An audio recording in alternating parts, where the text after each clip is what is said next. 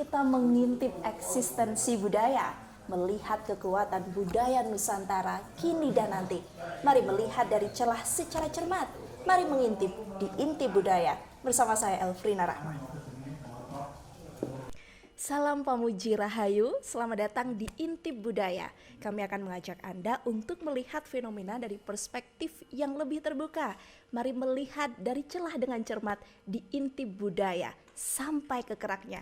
Hari ini kita akan berbicara mengenai eksistensi budaya bersama dengan budayawan hebat Kota Batu. Kami perkenalkan untuk Anda, yang pertama ada pengamat budaya, beliau sudah malang melintang di dunia budaya dan sastra, tentunya ada Pak Didi Sumintarjo. Kita sapa dahulu. Assalamualaikum warahmatullahi wabarakatuh. Waalaikumsalam, Rahayu. Rahayu, sehat Pak Didi? Sangat sehat. Sangat sehat, alhamdulillah. Di samping Pak Didi ada kawan beliau, sahabat beliau, seorang doktor budayawan, Pak Slamet Henkus atau Hendro Kusumo. Pak Slamet, sehat Pak Slamet? Amin, sehat. Alhamdulillah, luar biasa. Rahayu. Assalamualaikum. Waalaikumsalam warahmatullahi wabarakatuh. Dan hari ini kita produksi di rumah Pak Slamet, Omah Budaya Slamet. Jadi lukisan ini adalah lukisan yang beliau lukis begitu ya. Banyak sebenarnya lukisan-lukisan yang cantik, yang indah, dan spotnya salah satunya adalah seperti ini di layar kaca Anda. Kita berbicara mengenai eksistensi budaya. Pertama saya ingin ke yang punya rumah dahulu, tuan rumahnya, Pak Slamet. Jadi maksud eksistensi budaya itu seperti apa, Pak? Apakah keberadaan budaya atau kita mempertanyakan budaya itu di mana? Baik, terima kasih. Kalau kita berbicara eksistensi itu sebetulnya tidak saja keberadaan, tapi potret kekuatan dari sebuah budaya pada lokal-lokal tertentu. Budaya itu sendiri memang kalau kita berpikir mengalami beberapa perubahan-perubahan di dalam estetikanya. Kalau dulu kan cipta rasa karsa manusia berbudi luhur, selalu begitu, dan itu sampai sekarang oleh orang-orang, khususnya orang timur, orang Jawa khususnya, itu memang masih tetap diugemi ya, dipakai sebagai satu bentuk landasan filosofi dan landasan pergerakan. Tetapi kalau kita melihat dari sekarang ini, kita memandang bahwa sebetulnya eksistensi orang Jawa itu sebetulnya sudah mengalami sebuah perubahan sebetulnya. Yaitu kalau saya bilang ya kontemporer lah begitu. Jawa kontemporer. Ya kontemporer. Ya contoh yang paling gampang, misalkan kita lihat Romo Didik misalkan aja. Beliau kalau kita lihat gestur, tubuh, mungkin nanti bicaranya dan sepatunya, ini sudah tidak melambangkan orang Jawa seperti zaman dahulu. Kalau zaman dahulu Pak nggak pakai sepatu ya? Ya biasanya pakai terompah kaki saya ini, pakai apa gitu ya. Mungkin saya juga begitu, sudah berubah. Mbak Ervina juga sudah berubah. Betul. Jadi tidak seperti Jawa yang dahulu. Mbak Ervina sekarang pakai hijab, walaupun toh di sini ada titik-titik ikon-ikon yang dipakai seperti batik, tapi sandalnya sudah berubah. Betul. Ini mungkin tadi itu mau pakai warna pink tapi nggak jadi ya. Ya, ini satu hal. Terus setelah itu kita lihat gelas. Ini udah melambangkan bahwa ini ada metamorfosis. Kita lihat buku-buku, kalau dulu itu mungkin lontar ya, terus mungkin prasasti-prasasti yang terbentuk dari batu. Nah, eksistensi ini memang menurut saya ada dua model ya. Model yang pertama itu yang bersifat formal. Artinya bersifat formal itu orang itu bisa dilihat dari kondisi geografis, lingkungan, dan nilai tradisi. Tetapi kalau kita berbicara eksistensi dalam persoalan substansial, itu berarti cara berpikir. Cara berfilsafat, cara bertutur kata, hubungan sosial, terus produk-produk yang dihasilkan dilatar belakangi oleh pemikiran apa. Ini hal-hal yang sangat menguatkan bahwa eksistensi itu ada dua potret tadi itu, di mana bahwa ada yang formal, ada yang substansial. Kita tahu di KTP itu kayak apa. Itu semua di situ ada agama, misalkan contohnya Islam. Apa benar dia Islam? Apa benar dia Buddha, apa benar dia Nasrani, dan lain sebagainya.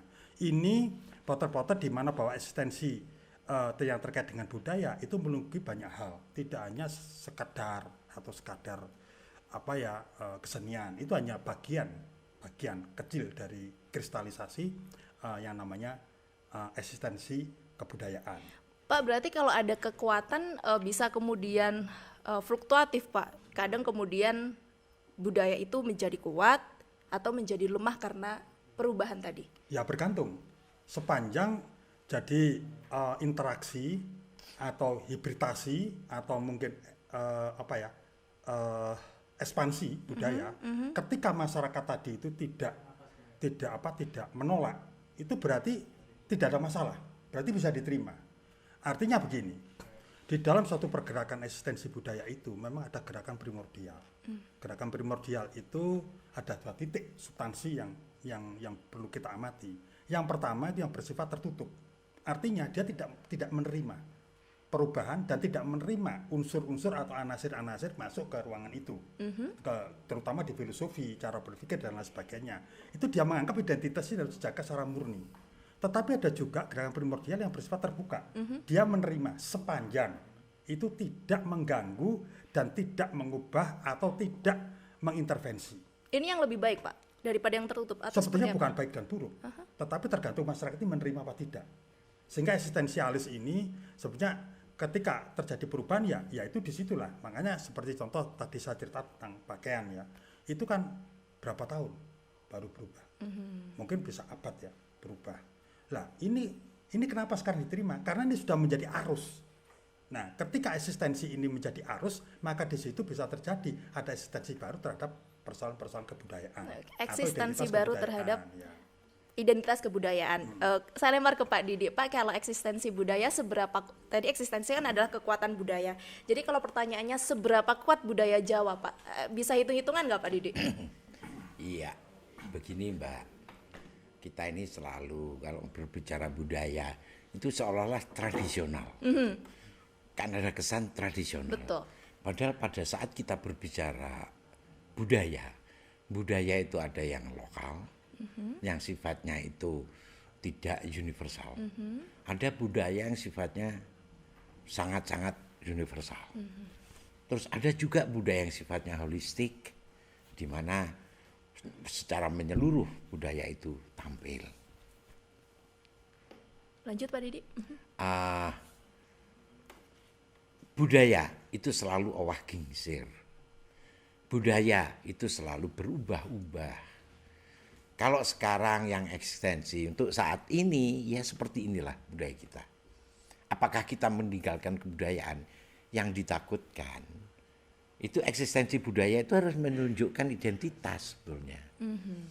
Kalau eksistensi budaya itu tidak menunjukkan identitas, itu kita ini kayak hanya papan diberikan ornamen gitu.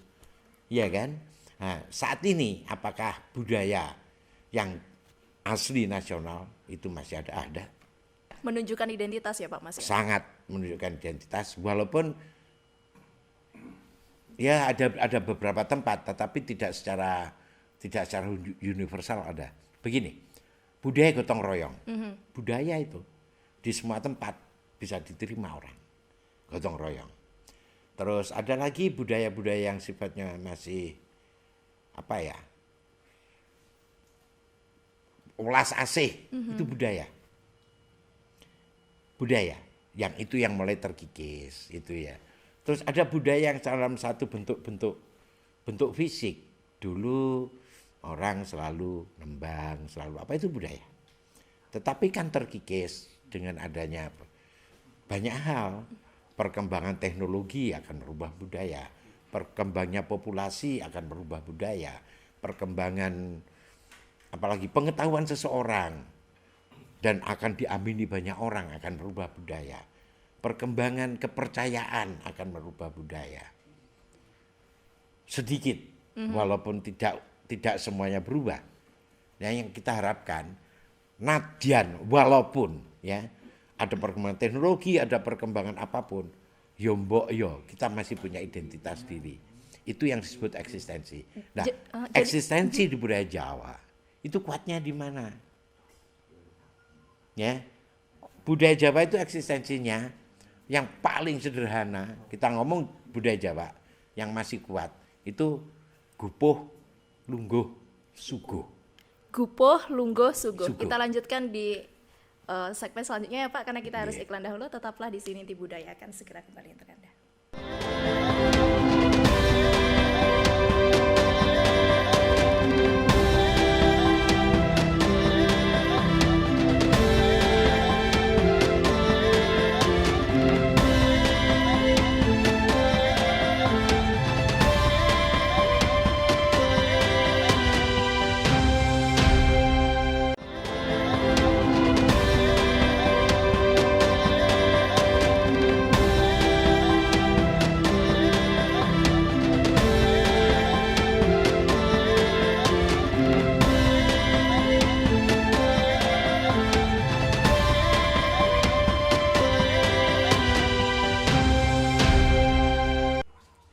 Terima kasih pemirsa, Anda masih bersama kami di Inti Budaya, eksistensi budaya. Seberapa kuat budaya? Tadi sudah diperbincangkan seberapa kuat budaya Jawa, ada Gupoh, Lungguh, Suguh. Pak Didik bisa dilanjutkan, apa itu maksudnya? Begini, ini satu di antara banyak budaya Jawa yang baik. Gupoh, Lungguh, Suguh. Itu kalau ada tamu, kita baru dengar ada tamu, mesti gupoh. Betul. Satu, minarake. Ya, waduh, kapan hadir, kapan itu dengan smiling, dengan tersenyum. Gak merengut. Itu kan kalau tamu yang diharapkan ya Pak? Sebetulnya itu tetap dijaga. Harusnya. Orang Jawa selalu nangkep, tepo seliro itu ditangkap. Semua ditepakkan pada dirinya. Jadi selalu dia akan berbicara gupoh. Monggo gitu. Terus lungguh. Minarake. Nah, orang itu kalau sudah disuruh duduk nyaman ditenggonke, harapannya dia akan nyaman, merasa aman. Monggo pinarak. Itu kan selalu begitu. Beda kan dengan negara lain. Ya, terus suguh selalu memberikan suguhan. Ya, teh ini karena yang sudah susah. Tapi kalau enggak kan ya macam-macam begitu. Ada buahnya kalau ada apapun. Ada apapun mesti suguhke dan ditawake. Lihat sapaan Tapi nanti pertama. dikasih makan Pak Didi. Iya. Ya, kasih makan. Sapaan pertama orang Jawa selalu. Wis mangan durung. Betul. Ya kan? Betul. Terus kedua, anakmu piro? Iya kan? Terus ketiga, omahmu di endi? Ya toh. Terus bojomu piro? Enggak, itu enggak. Oh, itu enggak ya, Pak? Itu Anda tahu beda enggak? budaya, Pak. Anda tahu enggak apa yang ingin disampaikan budaya itu? Itu sebetulnya butuh untuk mengetahui satu kemampuan keakraban. orang itu. Wis mangan durung, rek durung. Ada Makan dua dulu. kemungkinan, duit ora. Loh iya kan? Itu salah satu bentuk menginvestigasi Iya. Melihat kawan. kondisi tamu tadi. Supaya bisa berempati melihat kondisi tamu. Terus anakmu piro? Setelah anakmu pasti ada lanjutannya kan. Kelas piro sekolah neng di. Kan gitu kan ya.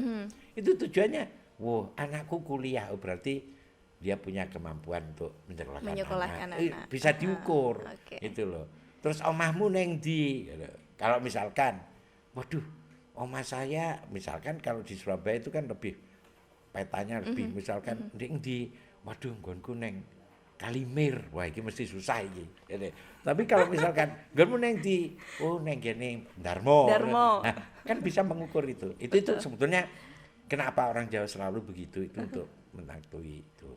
Terus tadi lungguh. Lungguh itu memberikan sebuah keamanan sebetulnya. Orang kalau didudukkan, gak kayak tadi kan kita nggak dipersilahkan duduk gitu. Misalkan saya disuruh jalan atau mengatakan itu kan nggak aman. Artinya belum diterima. Kalau duduk, ini udah wilayahmu. Kamu di sini ini. Diterima, ya, artinya sudah. Ya. Terus mesti kan selalu wilujeng Pak, rahayu widodo Pak. Itu seperti assalamualaikum. Itu panggilipun wilujeng. Artinya lu selamat, gue selamat. Nah kan gitu kan ya. Dan ini Pak selamat. Ini selamat. Nah kira-kira kayak gitu. Tapi Pak Didik kalau kita lihat zaman sekarang anak muda gitu ya, kalau ditanya apa kabar itu boleh lah. Terus kemudian kuliahnya udah selesai belum? Atau itu udah nikah belum? Itu kan konsepsi kepo banget sih nih orang gitu Pak. Iya. Itu gimana Pak? Apakah kemudian itu juga budaya yang mengakrabkan juga? Sebetulnya tidak mengakrabkan. Itu secara psikis, itu menyiksa. Menyiksa. Sangat menyiksa. Saya dulu waktu umur 30 ditanya, wis duwe bojo? Durung. Ngono ketok itu asor banget gitu. Kayaknya dia ngasorin saya gitu. Padahal saya enggak, saya happy-happy aja, saya masih sekolah. Iya kan? Saya masih sekolah. Terus yang paling sangat sensitif itu hati-hati kalau dalam pergaulan. Anakmu piro? Itu sensitif Pak. Sensitif. Kita harus tahu betul siapa yang diajak ngomong, apalagi perempuan. Banyak loh sekarang orang nggak punya anak. Itu kan kasihan. Jangan. Mending bercerita untuk mendapatkan jawaban. Anakku sakmene, kalau dia nggak memberikan respon, artinya jangan diteruskan itu. Budaya tadi itu kenapa ada? Masih tetap ada. Sebetulnya untuk mengukur. mungkin caranya yang harus kita rubah. Jadi zaman dahulu tidak kemudian memikirkan kesensitifan itu, Pak. Kenapa kemudian itu muncul anaknya berapa dan lain sebagainya? Parameter untuk muncul itu apa Ya, tuh, Pak? Dulu itu hanya mengetahui sejahtera enggak wong iki. Pikirannya adem orang wong iki. Duwe gangguan orang iki. Enggak, maksudnya dengan mempertanyakan yang 3 hal tadi itu tujuannya sebetulnya untuk memberikan rasa empati. Kalau dulu kan tidak ada orang melecehkan orang lain. Oke. Jadi Gitu perubahan itu yang Iya. kemudian yang mempengaruhi berubah eksistensi budaya. karena Oke. apa? Semuanya itu dasarnya ya ikhlas. Hanya ikhlas dan memberikan sebuah memberikan rasa empati pada orang lain. Nah, itu kalau dipertanyakan, apakah itu menjadi tidak tergerus sekarang ini? Depend on environment. Jadi budaya itu eksis, itu sangat tergantung environment. Tergantung juga pengetahuan seseorang terhadap dunia luar. Tergantung asosiasi orang terhadap penangkapan sesuatu yang di luar. Beda dengan Jepang ya. Dia berubah, tetapi ada budaya dasar yang nggak bisa di kita sebetulnya untuk para itu dulu dihancur, orang-orang yang leluhur budaya itu dihancurkan dengan ini aristokrat. Itu juga melemahkan budaya sebetulnya. Saya ingin ke Pak Slamet untuk menjelaskan itu lebih detail karena pelakunya begitu. Apakah kemudian kata-kata menyembah Yunani tadi melemahkan, Pak? Kita ngobrol off the record tadi ya kemudian. Ya, jadi begini, saya sebelum jawab itu, saya ingin menyampaikan bahwa ruang lingkup eksistensi budaya itu sangatlah luas. Jadi ada sistem kemasyarakatan, ada sistem agama, ada kesenian, ada teknologi, ada bahasa, ada nilai tradisi. Itu elemen-elemen yang menjadikan konsep kebudayaan. Oleh sebab itu kalau kita berbicara eksistensi memang tidak sependek itu sebetulnya. Walaupun di situ artinya apa? Semua itu bermuatan dengan ilmu pengetahuan. Jadi kalau pengetahuan itu sifatnya referensi, kalau ilmu itu ada metodenya. Nah, sehingga makanya ilmu pengetahuan itu harus digabung. Nah, budaya itu adalah kristalisasi dari ilmu pengetahuan karena dia tercakup dari sekian banyak. Nah, terkait dengan apa yang disampaikan Pak Didik tadi, saya ingin nyampaikan sebetulnya di Jawa itu ada ajaran-ajaran yang menarik untuk tentrem. Salah satunya adalah Mulat Sariro. Apa itu, Pak? Mulat Sariro itu mawas diri. Nah, mawas diri itu apa? Kepentingannya adalah kita mengukur apa yang akan kita bicarakan kepada orang lain itu diukur dulu dengan dirinya sendiri. Tepo saliro. Ya, tepo seliro. Kalau ini nanti omongan ini dianggap menyakiti orang lain, berikan orang lain, maka tidak dilakukan. Karena apa? Karena tentrem itu sendiri bukan milik individu, tapi juga milik bersama-sama. Ini eksistensialis. Seperti yang dikatakan Pak Didik, orang Jawa itu holistik, kolektivitas. Jadi itu menjadi ukuran-ukuran ketika kita mau berbicara dengan orang lain. Lah, perkaranya saya ingin juga menyampaikan tadi, sepanjang hal persoalan nilai atau makna budaya tadi itu dan eksistensinya itu masyarakat tidak merasa terganggu, itu tidak ada masalah. Contoh misalkan aja, ini subkultur ya, subkultur bisa terjadi dari anak muda. Ngomong tuh saya nanya aja, dia ngomong, hei dus, ngapunten, ini dus, dus, re gitu ya, ini guyonan ini. Tapi ini terjadi khususnya di Jawa Timur, terutama Surabaya misalkan aja. Ya apa kabari ente? Anakmu piro? Itu nggak ada beban dia. Yang ditanyakan itu juga ya happy-happy saja, biasa-biasa saja. Tetapi ketika kita merujuk kepada etika Jawa, maka itu menjadi tabu. Artinya perlu enggak gitu. Saya pernah punya relasi di beberapa tempat di luar negeri itu. Ketika ditanya umurnya berapa, kenapa kok kamu gendut? Itu menjadi emosional mereka. Betul. Dia dianggap itu melecehkan. Body shaming ya, Pak? Iya, tapi di budaya kita itu sendiri memang dengan keragaman-keragaman tadi itu ada etapa-etapa. Misalnya kayak Pak Didik misalkan aja, Pak Didik sama kok kurus. Padahal faktanya gemuk, bisa marah beliaunya. Tetapi kan kalau kita lihat Pak Didik sama gemuk, ya marah juga gitu. Lo ngaku sih ngurung-ngurung kok sih gemuk-gemuk, no, ini kan juga hal yang menjadi paradok. Tapi ketika saya akrab dengan beliaunya, sudah menyatu, cara berpikir, ideologinya kita berhimpitan, nggak ada masalah itu. Nah ini berarti apa? Bahwa yang namanya hubungan sosial tadi itu, pertama, memang ditentukan secara normatif, itu ada paugeran, ada pasemon, ada filsafat, ada apa, itu peninggalan leluhur nenek moyang kita. Tetapi ketika kita akrab, itu bisa terjadi mengalami metamorfosis. Walaupun toh itu menghargai, jadi tidak. Kayak seperti ini, saya kalau biasa dengan kakanda saya ini, saya ngomongnya ya sampai enak saya, iya ya kadang ngeritik, kadang apa, saya juga dibegitukan oleh beliaunya. Dan itu tidak ada masalah, kita tidak pernah sakit hati. Nah kalau ini jumlahnya banyak, maka ini bisa disebut sebagai subkultur. Misalnya 15 orang, tipikalnya seperti itu. Misalnya contoh, kalau kita lihat budaya-budaya yang sekarang muncul di anak-anak pang yang di pinggir-pinggir jalan itu mereka nggak ada batasan itu. Tidurnya nggak ada batasan, nggak ada. Walaupun toh itu di sisi yang lain tidak layak menurut tata krama. Berarti kembali lagi ke yang Pak Slamet bilang bahwa apakah itu diterima oleh masyarakat atau enggak gitu ya Pak. Kalau Ya. kemudian lingkungannya juga menerima Bergantung itu, konvensi. nggak apa-apa. Bergantung konvensi. Lah konvensi ini bukan buruk atau baik. Tetapi kalau kita memang ingin sebuah landasan yang menurut saya yang sudah diuji mungkin katakanlah ribuan abad, ya disampaikan Pak Didi tadi keren sekali. Artinya apa? Laposnya kini nggih masalah, lah itu tidak perlu dipermasalahkan gitu loh. Nah artinya apa? Mulat Sariro itu mengukur itu. Lah ini yang menjadi sekarang kita tidak banyak. Siapa tahu mungkin Mbak Ervina ini pendidikannya apa, misalnya. Terus model pendidikannya apa, metodenya apa? Oh ternyata westernisasi. Berarti jenengan lihat yang namanya kebenaran ya dengan cara yang anda ketahui. Salah itu Pak? Bukan salah, tetapi itu pilihan. Nah, cuma kalau kita berbicara tentang strategi kebudayaan, itu menjadi tidak efektif ketika kita masuk dalam produk massal. Itu kan bukan produk kita sendiri. Yang namanya eksistensialis itu harus produk sendiri dong. Sekarang satu contoh kayak saya kemarin cerita tentang HP ya, beberapa waktu kita diskusi dulu, ketika kita melewati pintu, HP itu harganya berubah ketika kita tidak jadi membeli. Karena dia produk massal banyak.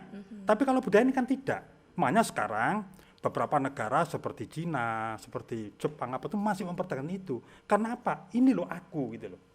Ini saya, ini budaya saya, ini identitas saya. Nah oleh sebab itu sekarang berlomba-lomba. Karena apa? Di identitas tadi itu ada kerumunan potensi. Saya anggap katakan kerumunan itu karena di situ bertumpuk-tumpuk harta karun yang harus kita pakai. Misalnya contoh bahasa. Misalnya bahasa itu dipakai di kaos gitu. Alikajo. Wah, keren enggak itu misalnya. Terus ini sore kayak bahasa Inggris, tapi campuran misalnya. Itu gaya-gaya bisa menjadi gaya milenial. Betul. Nah, ini contoh kecil gitu. Sehingga ketika kita berbicara tentang produk kebudayaan sebagai satu eksistensi, maka ini kita harus paham betul supaya kita tidak terjebak oleh produk massal. Okay. Apa menjadi hebatnya kalau kita misalkan sekarang kita pakai gaya koboi misalnya, Meksiko misalnya, atau gaya Amerika, atau gaya Inggris, atau gaya apa. Terus apa bedanya kita dengan mereka? Terus apa yang kita jual dari itu? Nah, andai kata itu memang bisa dijual, mohon maaf, itu akan bertanya tidak bisa lama. Karena tidak ada unsur diferensiasi. Eksistensi budaya itu diferensiasi. Unik, berbeda. Iya, Sedikit harus berbeda. Beda Iya, lebih makanya sekarang baik. berlomba-lomba sampai mobil, sampai apa, semua produk dibeda-bedakan. Contoh misalkan aja, kita lihat film India yang sekarang membanjiri di ANTV itu.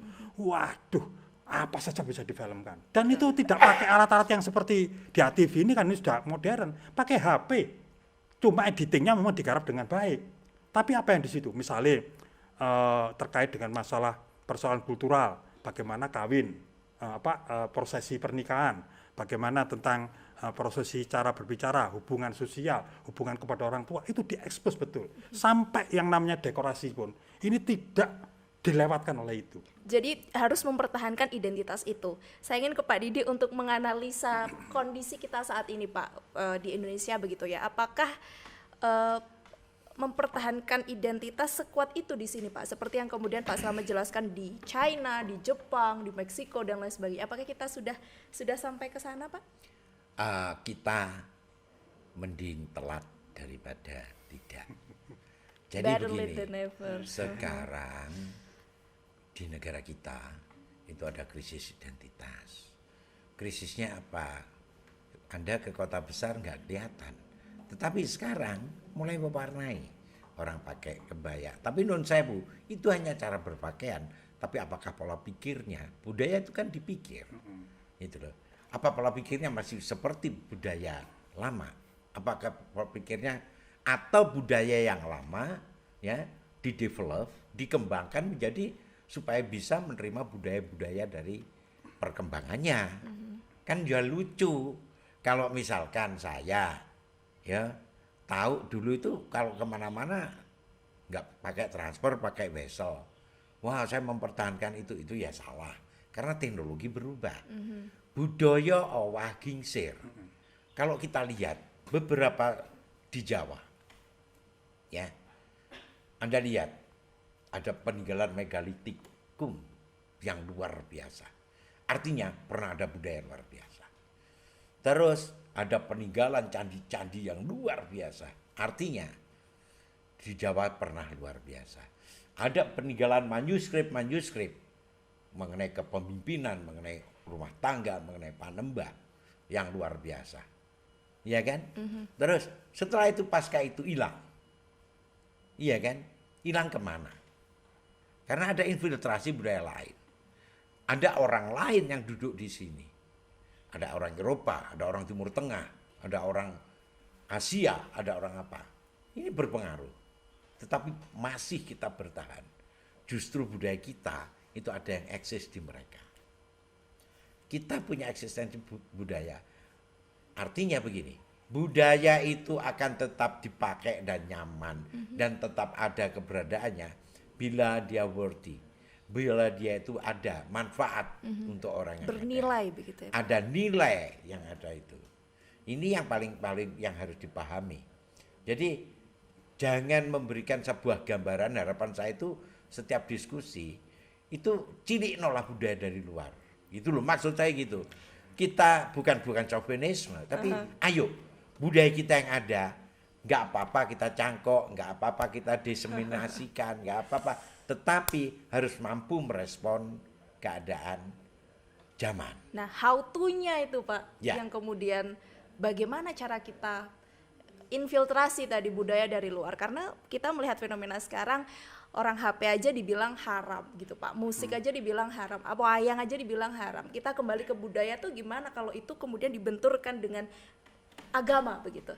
Setelah jeda Pak, kita harus kita harus jeda dahulu. Tetaplah di sini, Inti Budaya akan segera kembali untuk Anda.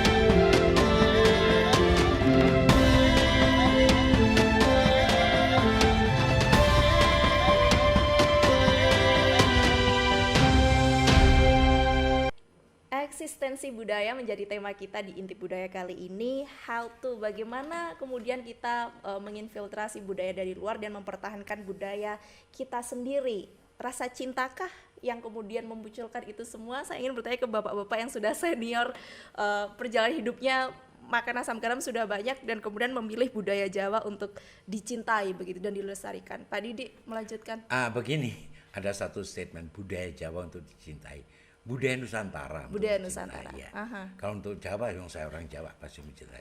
Tadi ada pertanyaan, bagaimana orang-orang yang mengatakan ini itu adalah part of. Dia juga punya budaya dengan sisi pandang yang berbeda dengan kita. Apakah kita harus mengikuti? Ya tidak. Tapi kalau itu kemudian diterima Pak dalam masyarakat mereka sendiri, Persoalannya, Anda akan ke depan atau ke belakang.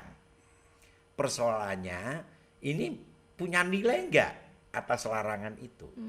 Persoalannya kan begitu, artinya banyak persoalan-persoalan yang ditimbulkan dari sesuatu establishment. dari sebuah kemapanan dan kenyamanan. Iya kan?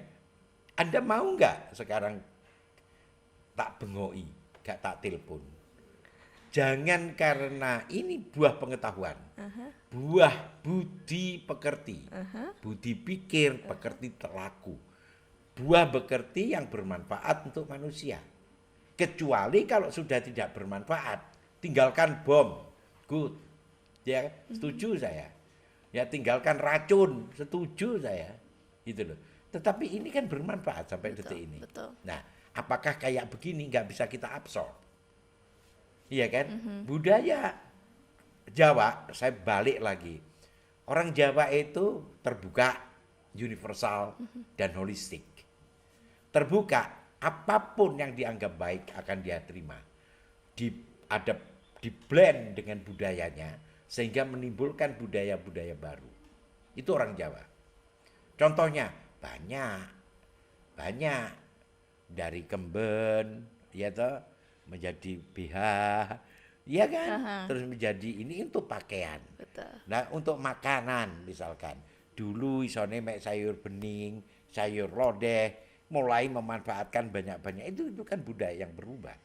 Selama itu nyaman dan memberikan kenikmatan dan dia tidak merubah apapun.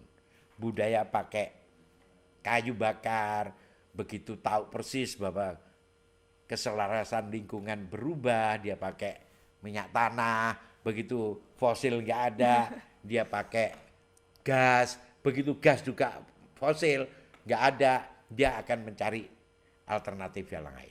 Itu perubahan budaya, sadar atau tidak. Terus kalau Anda tadi bagaimana HP dan itu diterima, ya, apakah itu akan menjadi universal? Tidak. Tidak, Pak? Ya tidak. Holistik, apa yang terpengaruh oleh itu? Universal umum, tidak. Orang sana masih mau kok, berarti nggak universal. Iya kan? Terus holistik, loh ini masih ada kaitan dengan yang lain. Bagaimana bisnis saya pedot. Nah holistik itu kan secara menyeluruh melihatnya. Itu kan. Ya artinya kita harus tetap pilah dan pilih.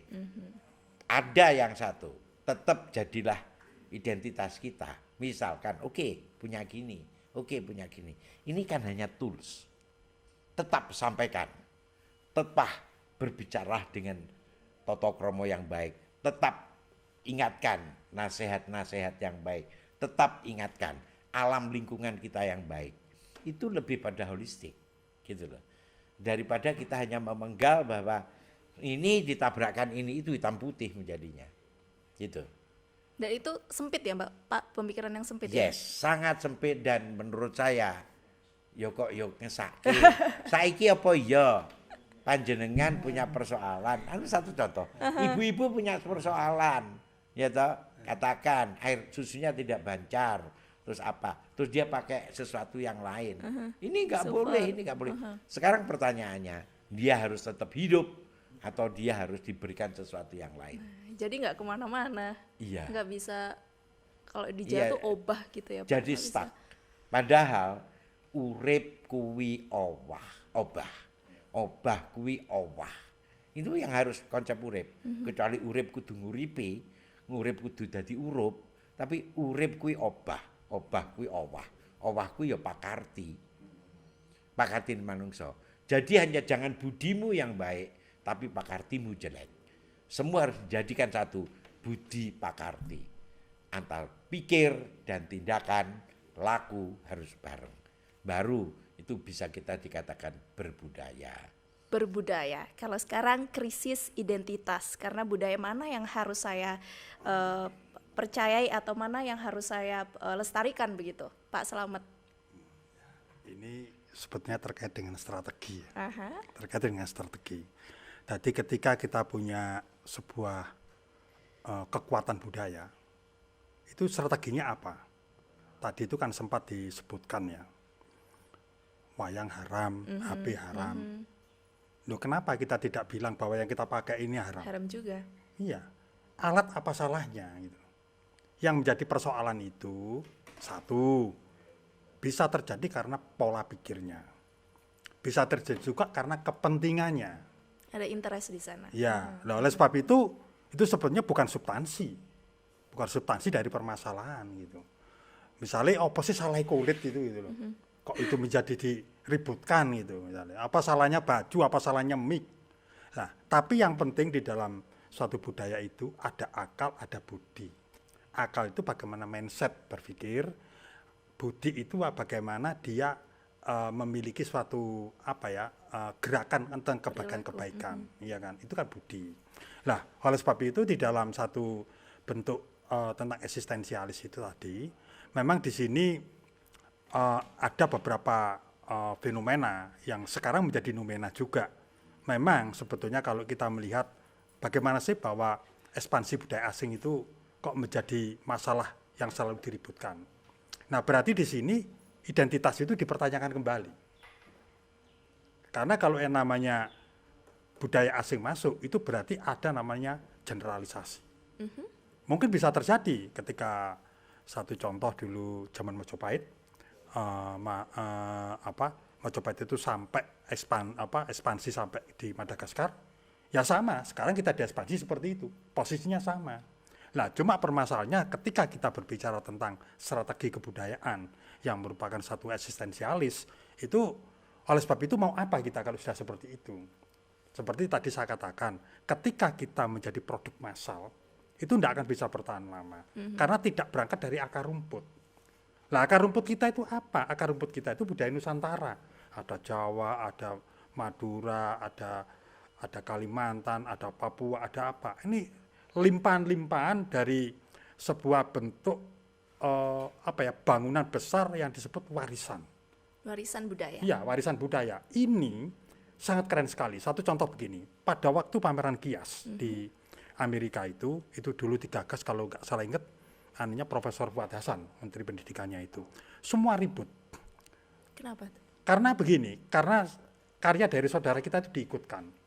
Dianggap menurut wacana pada saat itu tidak mewakili kekontemporeran. Nah, tapi ada beberapa pandangan lain dari pemikir-pemikir itu tidak bisa karena karya yang disebut klasik di sana katanya dalam tanda petik primitif itu banyak orang mengatakan itu kontemporer. Jadi terjadi dua benturan. Akhirnya diikutkan dua-duanya. Demikian juga dengan karya-karya teman-teman seniman yang menyebut dirinya kontemporer pada saat itu bareng-bareng dibawa ke pameran Kias. Apa yang terjadi di sana? Ternyata yang dianggap kontemporer itu punyanya saudara kita yang ada di Papua. Misalnya tentang deformasi bentuk, tentang warna, tentang gestur, itu dibahas habis-habisan. Jadi isi pameran Kias itu yang dibahas itu adalah punya saudara kita. Dan kita-kita ini dianggap tidak orisinal, tidak autentik. Kita justru memplagiat, Pak. Iya, yang dianggap bahwa kita kan sudah masuk pada seni modern. Karena Indonesia itu kan tidak mengenal seni lukis. Yang ada kan batik gitu. Kalau ada seni lukis atau seni patung, ya seperti di saudara kita ada Papua, ada Kalimantan. Ini bentuk-bentuk gesekan-gesekan dalam ideologis. Lah, oleh sebab itu ketika kita berbicara eksistensi dari sebuah kebudayaan, itu juga terkait dengan masalah ideologis. Lah, kita mau nggak menyodorkan sesuatu yang dianggap sampah? Kan nggak mau. Lah, yang dianggap tidak sampah itu adalah muatan lokal. Kembali ke akar rumput tadi. Iya, berkar rumput. Makanya dalam pemahaman deja vu itu, yang selalu berkali-kali saya ceritakan itu bagaimana kemasan-kemasan baru ini tidak mengurangi gaze. Artinya apa? Kita tidak menolak perubahan. Tetapi sepanjang perubahan tadi itu tidak mengubah diferensiasi kita, itu harus dipertahankan. Kenapa harus dipertahankan? Karena kita nanti akan kejebak kepada tadi itu. Yang saya tadi cerita tentang fenomena pameran Kias itu. Ternyata apa? Yang kita prediksi kebenaran menurut sekolah kita itu, ternyata di sana tidak diterima. Karena di sana itu umbruan, seperti itu. Banjir. Lah ini kan berarti membuka loh. Lah, cuma permasalahannya adalah apakah peristiwa-peristiwa itu menjadi pelajaran terbaik bagi bangsa kita? Pak, seberapa buruk sih sebenarnya Pak Didi dan Pak Slamet kemudian kita abai dengan identitas kita sendiri dan kemudian menerima budaya dari luar? Wah, kalau ini kita bicara ini memang sangat luas ya. Artinya begini, mungkin bentuk model pendidikan kita itu yang perlu Benahi. dibenahi. Yang kedua, iya, itu kita tidak bisa menolak hari ini tentang hadirnya sebuah dunia yang sudah flat. Sekarang kita lihat apapun. Lah ini mempengaruhi gaya hidup. Di konteks gaya hidup inilah akan mempengaruhi proses kebudayaan seperti yang disampaikan Pak Didi tadi. Mempengaruhi ini. Cuma sejauh mana ketika kita berpikir tentang strategi kebudayaan. Kita sekarang berpikirnya harus di strategi kebudayaan. Siapa yang harus berpikir itu dan kemudian melaksanakannya dengan baik, Bapak? Semuanya. Gini, Semuanya. non sewu, salah satunya infiltrasi kebudayaan sudah masuk ke dia. Dunia flat. Siapa yang mengatakan? Saya, dia, bukan orang lain. Kenapa kita mau menerima itu dunia flat? Seharusnya kan enggak. Dunia tetaplah bulat. Kita masih punyalah skat-skat. Kita punyalah tekstur yang bagus. Kasarannya kan kayak gitu. Di dalam sebuah pengetahuan banyaklah. Kita masih punya yang terkebelakang. Tapi kita punya yang sudah lewat. Maju banget. Ini yang menarik di kita begitu. Yang menarik kita begitu. Terus tadi ada satu pertanyaan. Bagaimana? Oh ini artinya orang Indonesia plagiat. Karena orang Indonesia nggak punya nun sewu. Kita menggambar atau merupa itu kan tidak harus di kanvas, tidak di batang kayu, di batu, di apa. Jadi yang memberikan penilaian bahwa lu plagiat kan mereka, Bukan kita ya, Pak? bukan kita. Tapi apakah mereka bisa gambar Ramayana di batu yang begitu banyak? Apakah mereka bisa menggambari apa kuwi kayak cendrawasih di dada, terus menggambar apa-apa itu tetap seni lukis. Apakah harus ini kita pertahankan selama itu eksistensi bagus dan bisa diterima publik? Mungkin medianya yang kita rubah menjadi corak, menjadi apa. Dan jangan lupa usaha-usaha untuk itu ini luar biasa. Apakah kita harus di Jogja, ya? Anda tahu kan flash mob yang dilakukan anak-anak Jogja, ya kan? Betapa cantiknya. Mereka tari Wanoro, tari apa lagi gitu, menarik itu flash mob. Terus di MS ya, juga melakukan flash mob dengan kebangsaannya, menyanyikan lagu-lagu wajib di mana-mana. Itu untuk mempertahankan eksistensi sebetulnya. Apakah itu punya dampak? Ternyata punya. Apakah itu diikuti? Jangan jumlah, tetapi apa yang tertanam dari itu. Ada sebuah kebanggaan. Ada di orang-orang di Taruna Akabri, nari Wanoro dengan gagahnya. Menarik. Anak-anak Jogja yang kemarin nari flash mob, bukan Wanoro itu tari apa itu. Itu anaknya cantik-cantik begitu. Apakah itu tidak akan menarik di tempat yang lain? Iya kan? Orang di jalan, di mall, di mana bersamaan mereka menyanyi. Itu salah satu mempertahankan eksistensi. Itu kesadaran pikir karena di sana kota akademis. Apakah di Batu seperti itu? Apakah di Batu seperti itu? Sebetulnya ada satu gerakan-gerakan nanam pohon, itu eksistensi juga. Kita dalam berbicara apa kuwi jenenge alam, berbicara bencana, berbicara apa? Ada gerakan kecil sekarang makin hari makin rutin, makin hari makin rutin. Tetapi dengan begitu di Batu ada psychological field, ada ruang psikologis bahwa rusak tanduran ini kok isin koncone di menandur. Nah, ini yang harus kita bangun eksistensi. Ini budaya. Hanya itu. Kalau untung rugi, Pak, kalau anak milenial kemudian ya ini seberapa untung bagi saya harus melakukan ini. Ada sesuatu yang universal. Bahwa mempertahankan udara yang bagus itu pasti universal. Mempertahankan sesuatu yang tidak dipunyai orang lain itu sifatnya holistik dan harus dipertahankan. Kalau misalkan udara segar itu kan sifatnya universal. Kowe kudu, apakah kamu kalau di Surabaya nggak pingin udara segar? Apakah kamu kalau di mana-mana harus segar? Nah ini yang harus kita lakukan. Kira-kira seperti itulah kalau kita mau. Dan antara ilmu, pengetahuan dan laku, nanti saya akan nembang terakhir. Oke, nanti di closing nembang. Monggo silakan Pak Slamet. Jadi begini, Dengan adanya satu statement dunia ini sudah flat, saya ikut senang. Kenapa? Ini memberikan satu impact kepada kita untuk introspeksi. Tadi yang disampaikan Pak Didi itu saya sangat setuju sekali. Nah, permasalahannya adalah sekarang itu bahwa pada generasi muda ini itu sebetulnya bagaimana bisa ada niat untuk bertemu dengan yang tua, dan yang tua punya semangat untuk bertemu dengan yang muda. Nah, katalisatornya dibikin apa? Sebetulnya kalau kita lihat pemerintah ini juga sudah ada upaya. Terakhir itu lahir undang-undang namanya PPKD ya Pak Didi ya. Pokok-pokok pemikiran kebudayaan daerah. Artinya ini eksistensialis sebetulnya. Cuma ini kan belum digarap secara sungguh-sungguh.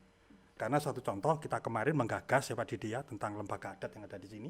Ini hampir clear, sudah, hampir selesai. Nggak ada masalah, tinggal pembenahan teknis saja. Kemudian Pak? Ya, ini intinya apa? Jadi selama ini itu kan banyak sesuatu kekuatan, satu bersifat tangible berarti kebendaan, satunya intangible. Berarti itu sesuatu hasil dari olah pikir. Lah ini tugas dari lembaga adat nanti itu di situ. Sebagai thinker, sebagai lab culture, sebagai industri culture. Ini nanti akan berbuah kepada produk-produk kebudayaan. Apakah yang terkait dengan visual, apakah yang terkait dengan film, apakah yang terkait dengan pemikiran-pemikiran sastra untuk bisa dibongkar kembali menjadi sesuatu yang baru, tetapi memiliki identitas persoalan lokalitasnya ini. Isinya ini anak strategi. muda, orang tua juga, Iya, sehingga semuanya. tembok itu Makanya kemudian di dalam lembaga berusaha adat dihancurkan yang gitu ya, kita Pak? gagas itu, kita memang bermimpi bahwa 90% itu harus orang muda. Jadi kalau di situ kan ada penasehat gitu ya. Penasehat itu atau kasepuan atau dewan adat itu orang-orang yang sepuh-sepuh yang memahami nilai-nilai lama itu tadi. Mulai ketua sampai sub-sub bidang ini itu diharapkan yang muda. Karena supaya bisa menggunakan teknologi tadi itu. Agar apa? Agar ini bisa tersebar. Dengan bahasa-bahasa yang hari ini, tetapi kontennya tetap sesuatu yang peninggalan leluhur. Jadi karena tak ini, lagi krisis identitas iya, begitu ya Pak? makanya tadi ketika kita berbicara krisis identitas, sebenarnya krisis itu siapa? Gitu. Tapi ketika kita sekarang sudah punya cantolan besar yang namanya BPKD ini suatu, menurut saya suatu nutrisi yang sangat luar biasa, yang sebelumnya tidak pernah terjadi. Walaupun di Undang-Undang Desa itu ada misalnya tentang Undang-Undang Asal-Usul. Cuma masalahnya ini kan tidak terbongkar. Tetapi setelah lahirnya PPKD ini semua wilayah tergerak, termasuk kemarin FBK ya Pak Didi ya, Forum Pamong Kebudayaan Jawa Timur itu bergerak terus, memberikan respon-respon positif kepada wilayah-wilayah. Ini gerakan-gerakan yang saya pikir menjadi sangat keren di era ini. Cuman sekarang memang yang perlu kita benahi adalah bagaimana bahwa generasi milenial ini bisa masuk juga pada gerakan ini. Ini yang masih PR bersama, ya, betul, PR bersama, betul, iya. betul. Sehingga tadi kalau saya ngomong ini tanggung jawab siapa? Tanggung jawab kita semua. Oke. Artinya apa? Pemerintah sudah mengeluarkan itu, BPKD. Kita terus bagaimana? Yang muda bagaimana? Tapi kalau yang muda sekarang itu hidupnya di kafe, hanya minum kopi sama hahaha, ya mungkin kita hilang juga gitu. Karena apa? Karena kita ini pingin lahir suatu generasi muda yang kuat, yang wibawa, dan punya eksistensi terhadap persoalan bangsa dan negara ini. Oke. Generasi yang kuat, berwibawa, dan punya eksistensi terhadap bangsa dan negara. Pak Didi, sebagai closing, monggo silakan nembang Pak. Saya akan mencoba menembangkan pucung, walaupun belum berakhir, tetapi pucung ini punya kata-kata yang bagus. Ngelmu iku kelakone kanthi laku, lekase lawan kas, tegese kas nyantosani, setya budya pangekesi dur angkara. Pengetahuan tanpa dijalankan itu enggak ada gunanya. Seandainya dijalankan harus secara profesional. Dan semuanya itu bertujuan untuk menghilangkan kesulitan. Dur angkara itu kesulitan yang ada di masyarakat. Tetapi dengan cara setya budya, setyo itu loyal dan tetap melakukan itu dengan budaya kita. Kira-kira seperti itu. Jadi tidak apa yang kita omongkan tanpa ada pakartinya nggak ada gunanya. Dan apapun yang kita omongkan, tadi kita ngomong ada tanpa apa, tidak ada political will juga nggak ada gunanya. Jadi Nggak ada itu anunya kelakone kanti laku, ya toh. Lekase lawan kas akan cepat akan itu bila ada yang support. Kira-kira seperti itu. Ada ilmu pengetahuan, ada budi pekerti, dan juga ada pergerakan. Terima kasih banyak Pak Didik Sumintarjo, Pak Slamet Hendrokusumo sudah sharing bersama dengan teman-teman mengenai eksistensi budaya. Di dunia ini tidak ada yang pasti hanyalah perubahan. Bagaimana cara kita menghadapi perubahan itu? Yaitu dengan ilmu pengetahuan. Saya Elvina Rahma pamit undur diri. Kita kembali lagi di Intip Budaya episode selanjutnya. Salam Pamuji Rahayu. Terima kasih Bapak-Bapak.